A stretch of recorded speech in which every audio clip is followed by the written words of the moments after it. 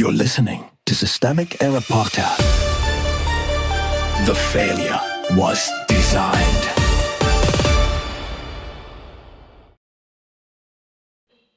Martyr suffers full-blown meltdown after WSJ columnist calls out AWOL Trump official, based on an article by Alex Henderson. The vice president as a promotional object. A small fight that exposes a bigger collapse. Kimberley Strassel's column on JD Vance is not important because one conservative columnist got under the skin of Trump world. It matters because it shows how little the MAGA right expects from power now. The source dispute is simple. Strassel marked Vance for promoting a book during a GOP crisis. Vance's defenders, including White House and MAGA figures, rushed to frame the criticism as unfair, especially since his wife had just given birth. The fight quickly became less about governance than about excuse-making. Power is not where the apologists pretend. The institutional power here sits with the Trump White House and the Vice President's office, not with Strassel, not with the podcasters, and not with the grievance merchants on X. Vance is not a neutral observer of the chaos. He is part of the governing apparatus. If congressional wrangling needs an ambassador, as Strassel put it, the problem is not that the vice president is misunderstood. The problem is that the office is being treated as a platform for image management instead of a vehicle for governing. That is the real indictment buried inside the squabble.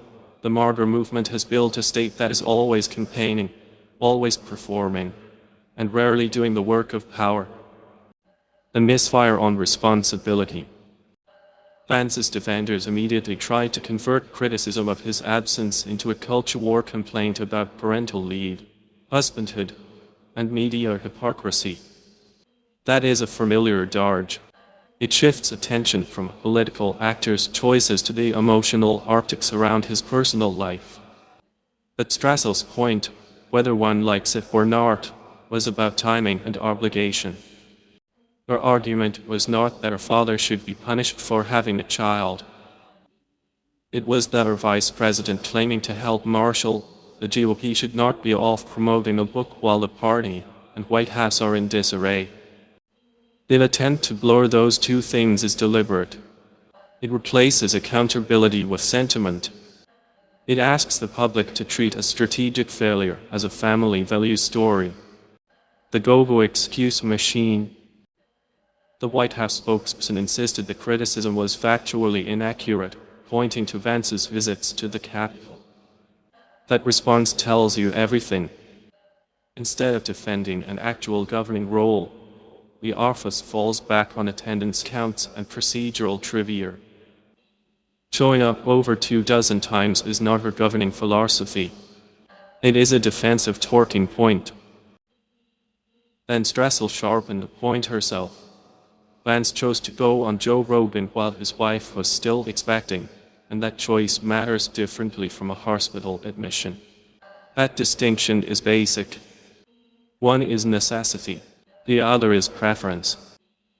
MAGA world keeps collapsing those categories because it wants all consequences to disappear inside a cloud of grievance. The real target. The loudest defenders of Vance were not really defending him. They were defending the right to avoid standards. K.E. Miller, Jordan Davis, and other MAGA voices attacked Strassel because criticism from inside the right is more dangerous than criticism from the left. It punctures the fantasy that this movement is disciplined, heroic, and always on message. It shows a governing coalition that cannot even agree on whether its second-in-command is supposed to be working or posturing. This is why the fight is revealing. It is not about one book promotion. It is about a political culture that treats visible responsibility as optional and then lashes out when anyone notices. What this story actually shows. The pattern is simple. Power is concentrated, accountability is dissolved, and criticism is redirected into identity theater. The vice president is supposed to be a governing instrument.